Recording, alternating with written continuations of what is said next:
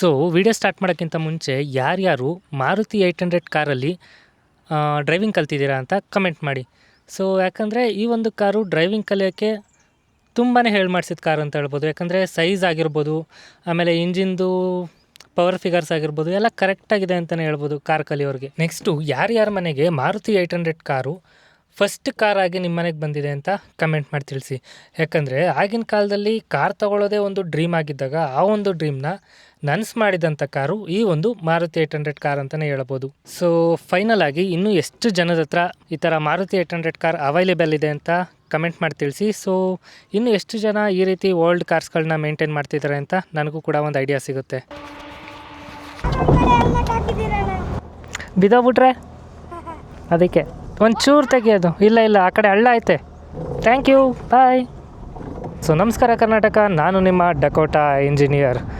So ಇವತ್ತು ನಾವು ಓಡಿಸ್ತಾ ಇರೋದು ಮಾರುತಿ 800. ಸೊ ಯಾರಪ್ಪ ಅವನು ಕಾರಲ್ಲೆಲ್ಲ ಹೆಲ್ಮೆಟ್ ಹಾಕಿ ಓಡಾಡ್ತವನೆ ಅಂತ ಒಬ್ಬೊಬ್ಬರು ಡಿಫ್ರೆಂಟಾಗಿ ನೋಡ್ತವ್ರೆ. ಯಾಕೆ ಇವ್ನು ಹಿಂಗೆ ನಿಲ್ಲಿಸ್ಬಿಟ್ಟ ಅಣ್ಣ. ಸೊ 800cc ಆಗಿದ್ರು ಕೂಡ ಕಾರು ಸಖತ್ತಾಗಿ ನುಗ್ಗುತ್ತೆ ಈಗಲೂ. ಇದು ಆ್ಯಕ್ಚುಲಿ 800cc ಅಲ್ಲ, 796cc, ಬಟ್ ರೌಂಡ್ ಫಿಗರ್ ಮಾಡಿ 800cc ಅಂತ ಕರಿತೀವಿ. ಸೊ ಕಾರಂತೂ ಎಷ್ಟು ಚಿಕ್ಕದಾಗೈತೆ ಅಂದರೆ ಯಾವ ಸಂಧಿ ಗುಂದಿಲ್ ಬೇಕಾದ್ರೆ ನುಗ್ಸ್ಕೊ ಹೋಗ್ಬಿಡ್ಬೋದು ಆರಾಮಾಗಿ. ದೊಡ್ಡ ಕಾರ್ ತಗೊಂಡ್ರೆ ಯೂ ಟರ್ನ್ ತೆಗಿಯೋದು, ಆಮೇಲೆ ಈ ಸಂಧಿ ಗುಂದಿಲೆಲ್ಲ ನುಗ್ಸಾಡೋದು, ಇದೆಲ್ಲ ಕಷ್ಟ. ಅಣ್ಣ ಫೋನಲ್ಲಿ ನಾಳೆ ಮಾತಾಡುವಾಗ ದಾರಿ ಬಿಡು, ಏನಂತೀರಾ? ಸೊ ಮಾರುತಿ ಕಂಪ್ನಿಯವರು ಇಂಡಿಯಾದಲ್ಲಿ ಫಸ್ಟ್ ಲಾಂಚ್ ಮಾಡಿದಂಥ ಕಾರ್ ಯಾವುದಪ್ಪ ಅಂದರೆ ಮಾರುತಿ 800. ಸೊ 1983ರಲ್ಲಿ ಈ ಕಾರು ಲಾಂಚ್ ಆಗುತ್ತೆ. ಸೊ ಲಾಂಚ್ ಆದಾಗಿಂದ ಇಲ್ಲಿವರೆಗೂ ಕೂಡ ಈ ಒಂದು ಕಾರ್ನ ಲೆಗಸಿ ಹಾಗೆ ಇದೆ. ಸೊ ಮೊದಲು ಹೆಂಗಿತ್ತು ಈಗಲೂ ಹಾಗೆ ಇದೆ. ಸೊ ಆವಾಗಿನ ಕಾಲದಲ್ಲಿ ಕಾರ್ಗಳೆಲ್ಲ ಹೆಂಗೆ ಅಂದರೆ ಹಿಂದೂಸ್ತಾನ್ ಮೋಟರ್ಸು, ಆಮೇಲೆ ಪ್ರೀಮಿಯರ್ ಪದ್ಮಿನಿ ಕಾರ್ಗಳೆಲ್ಲ ಇದ್ವಲ್ಲ, ಅಫೋರ್ಡಬಲ್ ಆಗಿ ಇರಲಿಲ್ಲ ಅವು. ಸೊ ಆ ಟೈಮಲ್ಲಿ ಮಾರ್ಕೆಟ್ಗೆ ಬಂದಿದ್ದು ಈ ಒಂದು ಮಾರುತಿ 800. ಸೊ ಆವಾಗ ನಮ್ಮ ಮಿಡಲ್ ಕ್ಲಾಸ್ ಫ್ಯಾಮಿಲಿಯವರ ಒಂದು ಡ್ರೀಮ್ ಏನಿದೆ ಕಾರ್ ತೊಗೊಂಡು ಓಡಾಡೋದು, ಆ ಕನಸನ್ನ ನನಸು ಮಾಡಿದ್ದು ಇದೇ ಒಂದು ಮಾರುತಿ 800 ಕಾರು. ಏನಕ್ಕಂದರೆ ಇದು ಅಫೋರ್ಡಬಲ್ ಆಗಿತ್ತು. ಸೊ ಹಿಂದೂಸ್ತಾನ್ ಮೋಟರ್ಸ್ ಆಗಿರ್ಬೋದು, ಪ್ರೀಮಿಯರ್ ಪದ್ಮಿನಿ ಆಗಿರ್ಬೋದು, ಇವೆಲ್ಲ ಕಾರ್ಗಳು ಸ್ವಲ್ಪ ಕಾಸ್ಟ್ಲಿ ಇತ್ತು. ಆ ಕಾರ್ನ ತಗೊಂಡು ಮೇಂಟೈನ್ ಮಾಡೋಕ್ಕೆ ಮಿಡಲ್ ಕ್ಲಾಸ್ ಜನಗಳಿಗೆ ಅಷ್ಟೊಂದು ಕಾಸ್ಟ್ ಎಫೆಕ್ಟಿವ್ ಅನ್ನಿಸ್ತಿರಲಿಲ್ಲ. ಸೊ ಆವಾಗ ಬಂತು ಈ ಒಂದು ಮಾರುತಿ 800 ಕಾರು.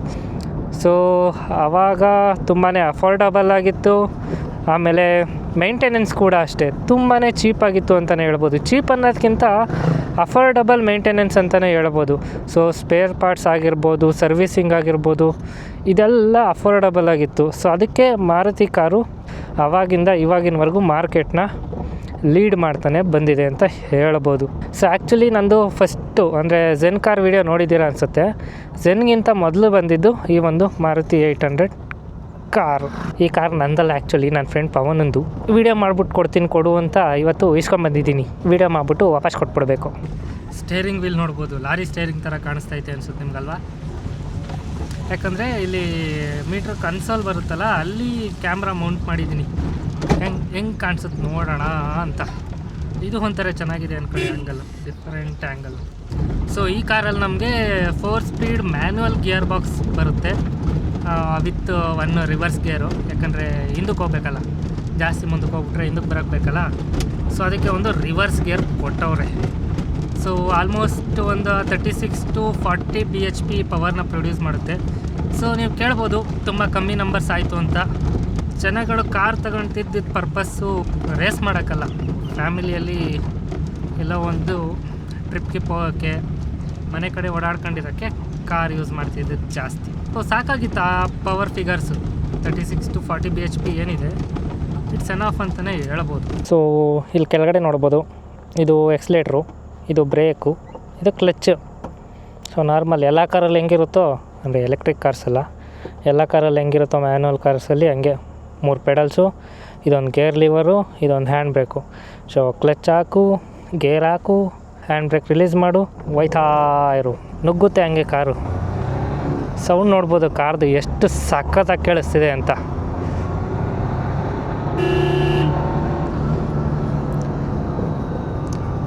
ಆರಾಮಾಗಿ ಐ ಥಿಂಕ್ 80ಲಿ ಕ್ರೂಸ್ ಮಾಡ್ಕೊಂಡು ಹೋಗ್ಬೋದು ಅನಿಸುತ್ತೆ ಎಲ್ಲಿಗಾದರೂ ಹೋದರೆ ನೀವು ಈ ಕಾರಲ್ಲಿ. ಹೆಣ್ಣು ನವಿಲು ಪುಕ್ಕ ಇಲ್ಲದೆ ಇರೋದು. ಈ ಪರ್ಟಿಕ್ಯುಲರ್ ಕಾರಲ್ಲಿ ಸ್ವಲ್ಪ ಬ್ರೇಕು ಕಮ್ಮಿ ಇದೆ. ಆಮೇಲೆ ಇದರಲ್ಲಿ ಸ್ಪೋರ್ಟ್ಸ್ ಮೋಡ್ ಇಲ್ಲ, ಯಾವುದು ಮೋಡ್ ಗೀಡ್ ಏನೂ ಇಲ್ಲ, ಜಸ್ಟ್ ಒಂದೇ ಮೋಡು, ಡ್ರೈವ್ ಮಾಡ್ಕೊ ಹೋಯ್ತಾ ಇರಬೇಕು ಎಲ್ಲಿಗೆ ಬೇಕಲ್ಲಿಗೆ. ಎ ಸಿ ಆನ್ ಮಾಡಿದ್ರೆ ಒಂಚೂರು ಪಿಕಪ್ ಕಮ್ಮಿ ಆಗುತ್ತೆ. ಸೊ ಎ ಸಿ ಆಫ್ ಮಾಡಿದ್ರೆ ಮತ್ತೆ ನಿಮಗೆ ಪಿಕಪ್ಪು ನಾರ್ಮಲ್ ಆಗುತ್ತೆ. ಇದು ಆಲ್ಮೋಸ್ಟ್ ಎಲ್ಲ ಕಾರಲ್ಲೂ ಇರುತ್ತೆ, ಏನು ಹೊಸ್ದಾಗೇನಿಲ್ಲ ಅದರಲ್ಲಿ. ಮದ್ದೂರು ಬಸ್ ನಿಲ್ದಾಣ 1 ಕಿಲೋಮೀಟರ್. ಅಂದ್ಕೊಂಡೆ ಈ ಸ್ಟೇರಿಂಗ್ ದೊಡ್ಡದಾಗಿದ್ದಾಗಲೇ ಈ ಕಾರ್ದಲ್ಲ ಅಂತ, ಆಮೇಲೆ ಗೊತ್ತಾಯ್ತಿದ್ದು ಝೆನ್ದು ಅಂತ. ಯಾಕಂದರೆ ನನ್ನ ಕಾರಲ್ಲೂ ಹಿಂಗೆ ಐತೆ. ನಮ್ಮ ಊರಲ್ಲಿ ಖಾಲಿ ಜಾಗ ನನಗೆಲ್ಲೂ ಸಿಗಲಿಲ್ಲ, ಅದಕ್ಕೆ ಸದ್ಯಕ್ಕೆ ಈ ಒಂದು ಗದ್ದೆ ಬಯಲಿಗೆ ಈ ಕಾರ್ನ ತೊಗೊಂಡು ಬಂದಿದ್ದೀನಿ. ಸೊ ನೋಡ್ಬೋದು ಫ್ರಂಟ್ ಪ್ರೊಫೈಲಿಂದ ಈ ಕಾರು ಈ ರೀತಿ ಕಾಣಿಸುತ್ತೆ. ಸೊ ತುಂಬಾ ಚಿಕ್ಕದು ಕಾಂಪ್ಯಾಕ್ಟ್ ಆಗಿರುವಂಥ ಒಂದು ಕಾರ್ ಅಂತಲೇ ಹೇಳ್ಬೋದು. ಹೆಡ್ಲೈಟ್ ನೋಡ್ಬೋದು, ನಿಮಗೆ ಫುಲ್ ಹಾಲೋಜನ್ ಸೆಟಪ್ ಹೆಡ್ಲೈಟ್ ಸಿಗುತ್ತೆ. ಸೊ ಇಂಡಿಕೇಟರ್ಸು, ಆಮೇಲೆ ಈ ಸೈಡಲ್ಲಿ 2 ಇಂಡಿಕೇಟರ್ಸ್ ಇದೆ. ತುಂಬ ಕಾಂಪ್ಯಾಕ್ಟ್ ಆಗಿರುವಂಥ ಒಂದು green colour car, bottle green ಅಂತಾರೆ ಈ ಕಲರ್ಗೆ. ಸೊ ನನಗೂ ಕೂಡ ಈ ಕಲರು ಫೇವ್ರೇಟ್ ಕಲರ್ ಅಂತಲೇ ಹೇಳ್ಬೋದು. ಸೊ ನಮ್ಮ ಝೆನ್ ಕಾರ್ಗೂ ಈ ಕಲರ್ ಪೇಂಟ್ ಮಾಡಿಸ್ಬೇಕು ಅಂತ ಇತ್ತು, ಬಟ್ ನೋಡೋಣ ಇನ್ನು ಯಾವಾಗ ಆಗುತ್ತೋ ಅವಾಗ ಪೇಂಟ್ ಮಾಡಿಸೋಣ. ಸುತ್ತ ಹಿಂಗೆ ಕಾಣಿಸುತ್ತೆ ನೋಡೋಕ್ಕೆ. ಸೊ ಹೈಟ್ ನೋಡ್ಬೋದು, ನಾನು ಆರಾಮಾಗಿ ಟಾಪಲ್ಲಿ ಏನಿದೆ ಅಂತ ನೋಡ್ಬೋದು. 12 ಇಂಚು ಸ್ಟೀಲ್ ವೀಲ್ಗಳಿದ್ದಾವೆ. ಸೊ ಅದೇನೋ ಕವರ್ ಥರ ಒಂದು ಹಾಕ್ಸವ್ರೆ ಚೆನ್ನಾಗಿ ಕಾಣಲಿ ಅಂದ್ಬಿಟ್ಟು. ಸೊ ಟೈರು ಹೊಸವಂತೆ, ಈಗ ಹಾಕ್ಸಿರೋದಂತೆ ಟೈರು, ಚೆನ್ನಾಗೈತೆ. ಸೊ ನೀವು ಈ ಕಾರಲ್ಲಿ ಅಬ್ಸರ್ವ್ ಮಾಡ್ಬೋದು, ಬಾಕ್ಸಿ ಡಿಸೈನ್ ಇದೆ. ಸೊ ಝೆನ್ದು ರೌಂಡ್ ಡಿಸೈನ್ ಇದ್ದರೆ ಇದ್ರದ್ದೆಲ್ಲ ಕಡೆ ಈ ಥರ ಬಾಕ್ಸ್ ಡಿಸೈನು. ಸೊ ಒಂಥರ ನನಗೆ ಜಾಸ್ತಿನೇ ಅಟ್ರಾಕ್ಷನ್ ಆಗುತ್ತೆ ಈ ಥರ ಬಾಕ್ಸಿ ಡಿಸೈನ್ ಇದ್ದರೆ. ಈ ಬೊಲೆರೋ, ತಾರೇನಷ್ಟು ಇಷ್ಟ ಇಲ್ಲ, ಬಟ್ ಬೊಲೆರೋ ಆ ಥರ ಡಿಸೈನ್ ನನಗೆ ತುಂಬ ಇಷ್ಟ ಆಗುತ್ತೆ. ಕಾರ್ದು ವೆಯ್ಟ್ ಎಷ್ಟಪ್ಪ ಅಂದರೆ ಅರೌಂಡ್ 650 to 700 kgs ಅಷ್ಟೇ. ಸೊ ಓಪನ್ ಮಾಡೋಣ ಇರಿ. ಏನಕ್ಕಪ್ಪ ವೆಯ್ಟ್ ಕಮ್ಮಿ ಅಂದರೆ, ಸೊ ನೀವು ಅಬ್ಸರ್ವ್ ಮಾಡ್ಬೋದು, ಎಲ್ಲೂ ಅನ್ನೆಸೆಸರಿಯಾಗಿ ಥಿಂಗ್ಸ್ಗಳನ್ನ ಯೂಸ್ ಮಾಡಿಲ್ಲ.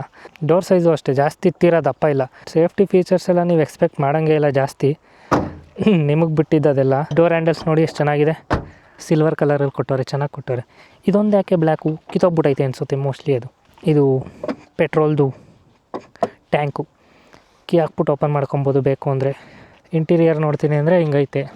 ಇಲ್ಲೆರಡು AC ವೆಂಟ್ಸ್ ಕೊಟ್ಟವ್ರೆ, ಆ ಕಡೆ AC ವೆಂಟ್ ಇಲ್ಲ, ಈ ಕಡೆ AC ವೆಂಟ್ ಐತೆ. 3 AC ವೆಂಟ್ಸ್ ಐತೆ ಟೋಟಲು. ಆಮೇಲೆ ಇಲ್ಲೊಂದು ಸ್ಟೋರೇಜು, ಇದೊಂದು ಗ್ಲೋ ಬಾಕ್ಸು, ಒಳಗಡೆ ಏನೇನೋ ಇಟ್ಟವ್ರೆ ನಮ್ಗೆ ಬೇಡದೇ ಇರೋದು. ಆಮೇಲೆ ಇಲ್ಲೊಂದು ಮ್ಯಾಜಿಕ್ ನೋಡಿ, ಪುಷ್ ಮಾಡಿ ಓಪನ್ ಮಾಡುತ್ತೆ. ದಮ್ ಹೊಡಿಯೋರಿಗೆ ಹ್ಯಾಶ್ ಟ್ರೇ, ಇಷ್ಟೇ ಮಿನಿಮಲ್ ಇಂಟೀರಿಯರ್, ತುಂಬ ಮಿನಿಮಲ್. ಸೊ AC ನೋಡ್ಬೋದು, AC ಕಂಟ್ರೋಲ್ಸ್ ಎಲ್ಲ ಇಲ್ಲಿದೆ ಇದಕ್ಕೆ. So blue colour cool, red colour hot, ಮಧ್ಯದಲ್ಲಿಟ್ಟರೆ ಮಿಡಲ್. ಸೊ ಇದು ಯಾವ ಕಡೆಗೆ ಬೇಕು ಆ ಕಡೆಗೆ ತಿರುಗಿಸ್ಕೊಳ್ಳೋಕ್ಕೆ AC-ನ. ಆರನ್ ತುಂಬ ಲೋಡಾಗಿದೆ. ಸೊ ಮೀಟ್ರ್ ಕನ್ಸೋಲ್ ನೋಡಿ, ಇಲ್ಲಿ ಟೆಂಪ್ರೇಚರ್ ಗೇಜು, ಇಲ್ಲಿ ಫ್ಯೂಯಲ್ ಗೇಜು, ಇಲ್ಲಿ ಏನೇನೋ ಬರುತ್ತಲ್ಲ ಮಾಮೂಲಿ, ಹ್ಯಾಂಡ್ ಬ್ರೇಕ್ ಹಾಕ್ದಾಗ, ಹೆಡ್ಲೈಟ್ ಹಾಕ್ದಾಗ, ಆಮೇಲೆ ಬ್ಯಾಟ್ರಿ ಸಿಂಬಲ್ಲು ಅದೆಲ್ಲ ಬರುತ್ತೆ. ಇಷ್ಟೇ ಮೀಟ್ರ್ ಕನ್ಸೋಲಲ್ಲಿ. ಇದು ನೋಡಿ, ಇದು ಪಾರ್ಕಿಂಗ್ ಲೈಟ್ ಆನ್ ಆಗುತ್ತಲ್ಲ ಆ ಸ್ವಿಚ್. ಇದು ಗೇರ್ ಲಿವರ್ ನೋಡಿ ಹೆಂಗಿದೆ, ಈ ಥರ ಒಂದು ರೂಫ್ ಬರುತ್ತೆ ಹಿಡ್ಕೊಳ್ಳೋಕೆ ಹ್ಯಾಂಡ್ಲು. ಸೊ ಆ್ಯಕ್ಚುಲಿ ಇದು 5 ಸೀಟರ್ ಕಾರು. ನೋಡೋಣ ಬನ್ನಿ 5 ಜನ ಕೂತ್ಕೊಂಡು ಹೋಗ್ಬೋದಾ ಅಂತ. ಸ್ವಲ್ಪ ಡೀಸೆಂಟ್ ಲೆಗ್ ರೂಮ್ ಅಂತಲೇ ಹೇಳ್ಬೋದು. 1 ಇಂಚ್ ಗ್ಯಾಪ್ ಐತೆ ಇದನ್ನು. ಝೆನ್ಗೆ ಕಂಪೇರ್ ಮಾಡಿದ್ರೆ ಸ್ವಲ್ಪ ಡಿಸ್ಟೆನ್ಸ್ ಚಿಕ್ಕದೈತೆ, ಬಟ್ ಓಕೆ. ಕಷ್ಟಪಟ್ಕೊಂಡು 5 ಜನ ಕೂತ್ಕೊಯ್ತೀರ ಅಂದರೆ 5 ಜನ ಹೋಗ್ಬೋದು, ಇಲ್ಲಾಂದರೆ 4 ಜನ ಹೋಗೋಕ್ಕಾಗೋದು ಆರಾಮಾಗಿ. ಸೊ ಇದಾಗಿತ್ತು ಹಿಂದೆಗಡೆ ಸೀಟ್ನ ವಿಚಾರ. ನೆಕ್ಸ್ಟ್ ಬನ್ನಿ ಡಿಕ್ಕಿಲೇನಿದೆ ಅಂತ ನೋಡೋಣ. ಸೊ ಇಲ್ಲಿ ಕೀ ಹಾಕ್ಬಿಟ್ಟು ಆ್ಯಕ್ಚುಲಿ ಪ್ರೆಸ್ ಮಾಡಿದ್ರೆ ಓಪನ್ ಆಗುತ್ತೆ, ಕೂಲ್ ಜಾ ಸಿಮ್ ಅಂತ. 2 ಸ್ಪೀಕರ್ ಐತೆ. ಸೊ ಪರವಾಗಿಲ್ಲ, ಒಂದು ರೇಂಜ್ಗೆ ನನ್ನ ಝೆನ್ನಲ್ಲಿ ಎಷ್ಟಿದೆ ಅಷ್ಟೇ ಸ್ಪೇಸ್ ಇದೆ, ಬೂಟ್ ಸ್ಪೇಸು. ಸ್ಪೀಕರ್ ಐತೆ, ಸಿಸ್ಟಮೇ ಇಲ್ಲ.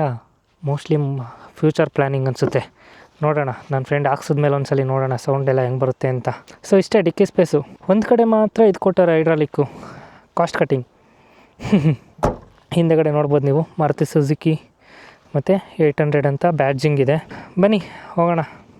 ಸೊ ಕೆರೆನ ಏನೋ ಮಾಡ್ತವ್ರೆ, ಆದರೆ ಏನು ಮಾಡ್ತವ್ರೆ ಅಂತಲೇ ಗೊತ್ತಾಯ್ತಾ ಇಲ್ಲ. ಸದ್ಯ ಕೆರೆ ಏರಿ ಭದ್ರ ಮಾಡ್ತವ್ರೆ. ಇಲ್ಲೇನಾರು ಕೆರೆ ಏರಿ ಹೊಡೆದೋಗಿದ್ದಿದ್ರೆ ಡೈರೆಕ್ಟ್ ನಮ್ಮ ಮನೆಗೆಲ್ಲ ನೀರು ತುಂಬಿಡೋದು. ಸೊ ಭದ್ರ ಮಾಡಲಿ, ಸುಮ್ಮನಿರಿ. ಫಸ್ಟು ಮಿರರ್ ನೋಡ್ಬೋದು, ಮಿರರ್ಸು ನಾವೇ ಅಡ್ಜಸ್ಟ್ ಮಾಡ್ಕೊಬೇಕು. ಝೆನ್ನಲ್ಲಿ ಇಲ್ಲಿ ಒಳಗಡೆ ಅಡ್ಜಸ್ಟ್ಮೆಂಟ್ ಲಿವರ್ ಕೊಟ್ಟಿದ್ದರು, ಬಟ್ ಇದರಲ್ಲಿ ಎತ್ತಕ್ಕೆ ನಾವೇ ಅಡ್ಜಸ್ಟ್ ಮಾಡ್ಕೊಬೋದು, ಏನೂ ತೊಂದರೆ ಇಲ್ಲ. ಆ ಕಡೆನೂ ಅಷ್ಟೇ, ಪ್ಯಾಸೆಂಜರ್ ಕೂತಿರ್ತಾರಲ್ಲ ಅವರೇ ಅಡ್ಜಸ್ಟ್ ಮಾಡಿಕೊಟ್ರೆ ಮುಗೀತು.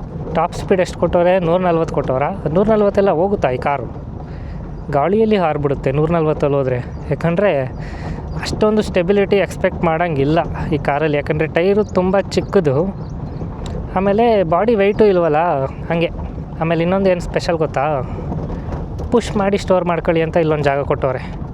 ಪುಷ್ ಮಾಡಿದ್ರೆ ಓಪನ್ ಆಗುತ್ತೆ ಇದು. ಸೊ ಬಾನೆಟ್ ಎತ್ತಿದ್ರೆ ನೋಡ್ಬೋದು ನಿಮಗೆ ಈ ರೀತಿ ಕಾಣಿಸುತ್ತೆ ಇಂಜಿನ್ ಬೇ. ನಮಗೆ ಇಲ್ಲಿ ನೋಡ್ಬೋದು Maruti Udyog limited India. So engine number, chassis number ಎಲ್ಲ ಪ್ರಿಂಟ್ ಮಾಡೋರು, ಅದೆಲ್ಲ ನಮಗೆ ಈಗ ಸದ್ಯಕ್ಕೆ ಬೇಡ, ನಮಗೆ ಯಾಕದೆಲ್ಲ. ಸೊ ನೋಡ್ಬೋದು ಬ್ಯಾಟ್ರಿ ಇದೆ, ಹೊಸ ಬ್ಯಾಟ್ರಿ ಆ್ಯಕ್ಚುಲಿ, ಇದು ಹಳೇದಲ್ಲ. ಇದು 800cc ಇಂಜಿನ್ನು, ಇದು ರೇಡಿಯೇಟ್ರು. ಸೊ ಇಷ್ಟು ಬರುತ್ತೆ ಇಂಜಿನಲ್ಲಿ. ಸೊ ಇಲ್ಲಿ ನಮಗೆ ಕೂಲೆಂಟ್ ಹಾಕೊಳ್ಳೋಕ್ಕೆ ಜಾಗ ಕೊಟ್ಟವ್ರೆ. So side by side comparison ನೋಡ್ಬೋದು 800 ಮತ್ತು ಝೆನ್ನು. ಸೊ ಎರಡರಲ್ಲಿ ಯಾವ ಕಾರ್ ಚೆನ್ನಾಗಿ ಕಾಣಿಸ್ತಿದೆ ಅಂತ ಹೇಳಿ. ಇದು ಒಂದು ಸ್ವಲ್ಪ ರೌಂಡಿ ಡಿಸೈನು, ಇದೊಂದು ಸ್ವಲ್ಪ ಬಾಕ್ಸಿ ಡಿಸೈನ್, ಅಷ್ಟೇ difference. Almost similar height, similar ವಿಡ್ತಿದೆ ಅಂತಲೇ ಹೇಳ್ಬೋದು. ವಿಡಿಯೋ ಹೆಂಗೆ ಅನಿಸ್ತು ಅಂತ ಕಮೆಂಟ್ ಮಾಡಿ. ಸಿಗೋಣ ಮುಂದಿನ ವೀಡಿಯೋದಲ್ಲಿ. ಸೊ ನಿಮ್ಗೆ ಯಾವುದಾದ್ರೂ ಕಾರ್ ರಿವ್ಯೂ ಮಾಡಬೇಕು ಅಂತಿದ್ರೆ, ಬೈಕ್ ರಿವ್ಯೂ ಮಾಡಬೇಕು ಅಂತಿದ್ರೆ, ಯಾವ ಬೈಕ್ ಕಾರ್ ರಿವ್ಯೂ ಮಾಡೋಣ ಒಂಚೂರು ಹಂಗೆ ಕಮೆಂಟ್ ಹಾಕಿ. ಸೊ ನಿಮ್ಮ ಹತ್ರ ಯಾವುದಾದ್ರೂ ಈ ಥರ ಓಲ್ಡ್ ವಿಂಟೇಜ್ ಕಾರ್ಗಳಿತ್ತು ಅಂದರೆ ರಿವ್ಯೂ ಮಾಡೋಣ. ಸಿಗೋಣ ಮುಂದಿನ ವೀಡಿಯೋದಲ್ಲಿ. ನಾನು ನಿಮ್ಮ ಡಕೋಟಾ ಇಂಜಿನಿಯರ್ ಮಾಡುವ. ಧನ್ಯವಾದಗಳು. ಸಿಗೋಣ ಮುಂದಿನ ವೀಡಿಯೋದಲ್ಲಿ.